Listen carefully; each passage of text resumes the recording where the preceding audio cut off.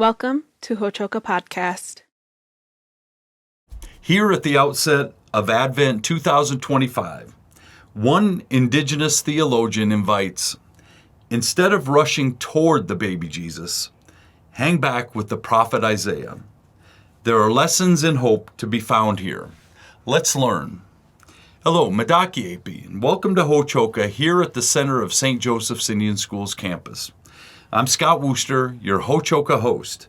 We're glad you joined our circle with Dr. Chris Hockletubby, who is with us today for another fresh perspective on Christianity through an Indigenous lens. Chris, welcome back. It's good to be here. Thank you. We're going to start our header here with a little bit for our audience that may not know exactly where you come from or what you're a part of.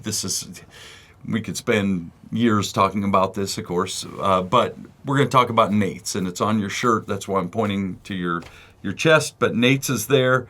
You are currently the Director of Indigenous Studies for NATES, correct? Yeah, the Director of Graduate Studies for NATES. Graduate Studies, okay. And what I'm tasked with is running our master's degree programs. We've got 4 programs: a Master of Theological Studies, Intercultural Studies, a Community Development degree, and a Master's of Divinity. Mm-hmm. And all of this comes together under the umbrella of NATES, which is the first Indigenous designed, developed, delivered, and governed Indigenous institute to be accredited by the Association of Theological Schools, which is the big accrediting body of all seminaries. So we are kind of a freestanding seminary that is largely online, but gathers together every summer to have a symposium where we give wonderful talks about a given topic. We have classes, and really we celebrate and we come together as a community, because at the heart of this, for many Indigenous people, it's about relationship and being in good relationship with each other. So what does it look like to have a seminary governed by Indigenous values? And we call ourselves a learning community, to underline that we are a community first before we are any kind of institution. But what does it look like to develop theological education that's governed and grounded in and driven by Indigenous values and stories and worldviews? Mm-hmm. Excellent. Very cool. So we're going to talk about Advent today. Yes. And I grew up Catholic, and Advent for me, it's a time where there's tension. You're waiting for Christ to be born. And your assertion today is, and maybe not just today, but your assertion is, let's not rush the baby Jesus thing.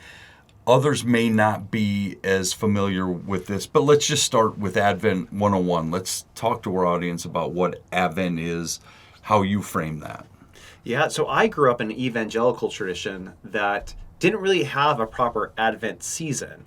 We had sermons leading up to the Christmas story, but the end was always to tell a story that gets us to Jesus and how great Jesus is. And Jesus is great, but it was always with this end of, let's use the stories to show how the Old Testament predicts Jesus. And so it was always used and the stories were always used toward that apologetic end, rather than sitting with the richness of the stories of themselves and thinking about how did ancient Israelites and Jewish people tell and hear these stories, and what was happening that these stories are remembering, because these stories weren't written right away. Some of these weren't, but what was that moment and what was that tension, and how can we learn from those stories as the stories themselves? Yep, and you're talking about Isaiah in Yes. particular.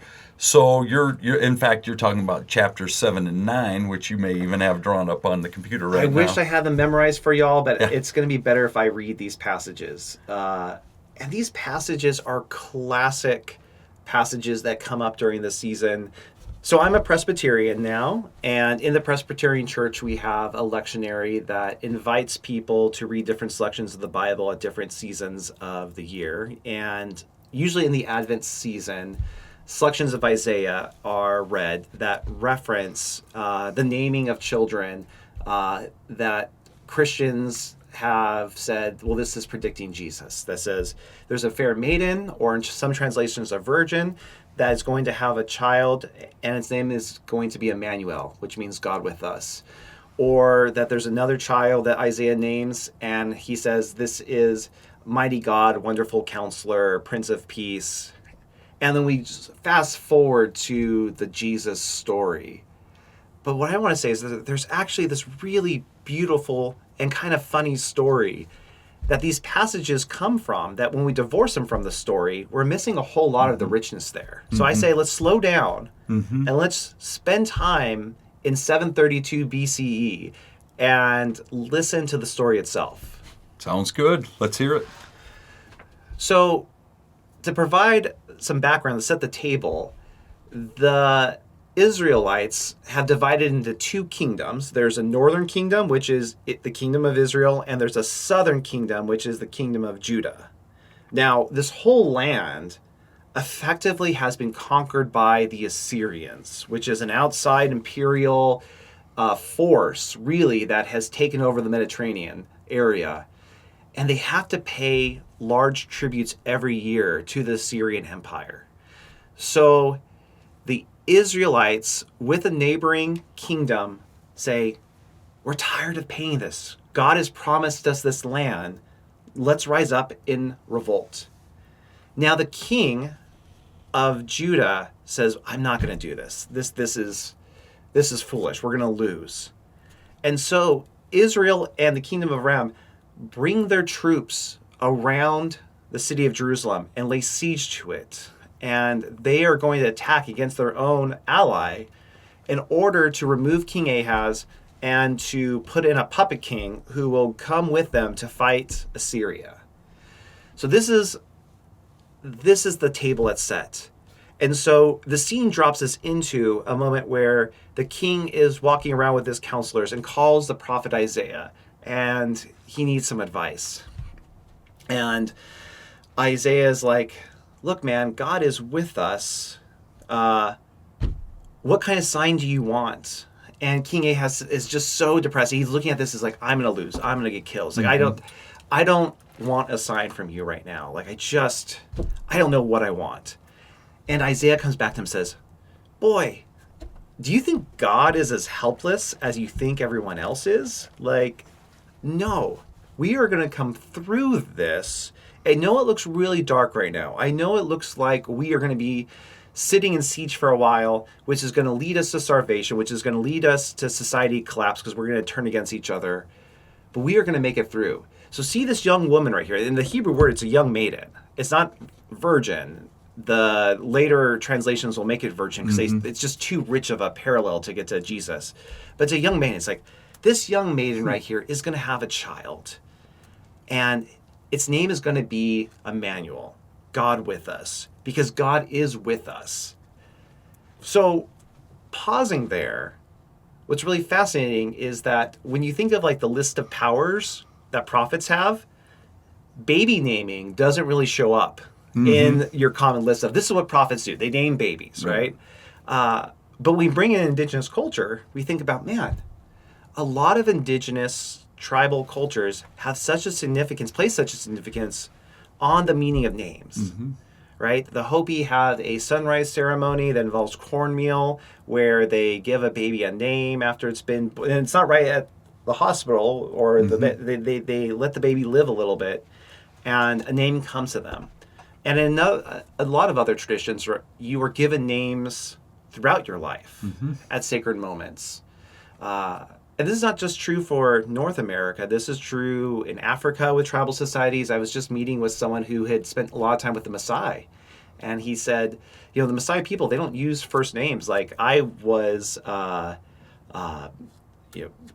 John's father. Like they have all these other names they give you. Or, there's a guy, he's legs, because his legs are, so powerful and strong. Like they just give you names because one's personal name is so sacred, but then you earn other kinds of names that attribute something, either a hope of the community or some kind of strength that you have.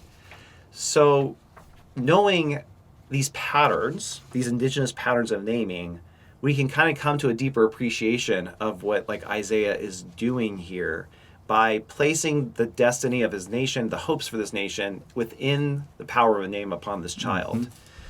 And in some ways, there's some kind of absurdity of this, right? That if you're looking at the state of the game here, and I play some fantasy football, right? It's like all my players are injured, and I've got to do some waiver wires and put in some people. Like, these are all running back number 2. These aren't the players that are the top players. And that's what I have. Like, I would look pretty depressed. And it would be pretty absurd if I named my team, like, I'm the win the championship or something, right? Like, but effectively, this is what Isaiah is doing. The cards are stacked against him. He's like, I'm going to name this kid something. We are going to get through this. Funny enough, you might not want to be a son of Isaiah, because he names all his children like these prophetic, really depressing names otherwise. Like, one is like pillaging fast, looting quickly, which is talking about, I think that one actually is saying our enemies out there can get pillaged really fast. Like, God's going to come through. So long story short, there's something really beautiful of what he's doing that indigenous culture helps us to kind of appreciate this moment. That other passage that is the mighty God, wonderful counselor, Prince of Peace. I don't know that Isaiah in that moment is thinking 700 years into the future about the baby Jesus in Jerusalem or in Bethlehem, but he's thinking at that moment about the king's son and his hopes and aspirations for this baby Hezekiah, who he's hoping is going to lead the nation of Judah into a new time of prosperity, despite all the bleakness of it, and all the hopes that this king is going to be in the line of David, that this king is going to be one that follows God's law. And all this to say is that I think there's something really quite beautiful of naming hope in the midst of darkness. And in the Presbyterian tradition that I grew up with, I remember our pastor would say that the time leading up to Christmas, I know there's a lot of joy and a lot of lights and candy going around, but it's a moment to sit in the darkness. It's a moment to dwell and think about the enemies at the gates. It's a moment to think about the hardships in our lives. Because this is what the baby Jesus is going to speak to. But in some ways, it's a cheap birth. It's a cheap savior, if you don't really take seriously the darkness and the time that you're in. And yet, despite the darkness, there's this moment to name hope, and even to be absurd in naming one's hope for the future. So in pulling together the meaning of what you've just talked about, of Isaiah's absurd hope in the midst of all this darkness, and the meaning of Advent, you also quote Dr. Martin Luther King Jr. From the last speech before his assassination, where he says, "Only in the darkness can you see the stars." Okay, I want you to explain that a little bit in light of what we've been talking about. Yeah, when I was thinking about the story of Isaiah, this just quote came to me as I was looking through Martin Luther King Jr., and I just thought, yeah, this is what he is saying. That when it's really dark, when all else seems like it's hopeless, that's when hope really does its work. That's when we can really see the brilliance of the stars. That getting us and sitting in that darkness for a bit. And I think about going from our light-saturated area outside Cedar Rapids and going into the deep farm fields, where you really see the galaxy, where you really see the lights, that there's this kind of poetic tension of sitting in darkness, but when you're there long enough, your eyes adjust, and you might be able to see things that you hadn't appreciated before about the goodness that's around you. And the invitation, I think, in the Advent season is not just to sit in the darkness, because that's not as productive. But it's what that leads us into, that eye adjustment that it does, to get outside the light saturation that allows you to appreciate the glory of things far away, the hope that is coming at us light years away, to see the sparkle of the stars, the glimmer of that beauty. And you might be able to appreciate and have a sense of gratitude for some of the underappreciated goodness that's in your life, that's around you, that as you continue to nurture and cultivate, will grow into something quite beautiful, despite the darkness. Absolutely. And as you say that, there's so many examples we've talked about, but I think of going into the sweat lodge and the power of being in the dark. It's always kind of struck me. You go into the dark to pray. It's different than being in a church that's all lit up, but you're closed off from the outside world completely. It's 100% dark, and your eyes don't necessarily become attuned to that darkness, but they always say keep your eyes open. You may see something, you may hear something, those kinds of things. But when you step out into the light or crawl out back into the world and come up on your 2 feet again, there's a lot of light. And so that juxtaposition is there in that as well. Yeah. So thank you very much again for joining us here today. And we'd like to thank our audience, of course, for joining us here at Hochoka at the center of St. Joseph's Indian Schools campus, where we talk about issues that are central to Native American education today. Until next time, stay centered.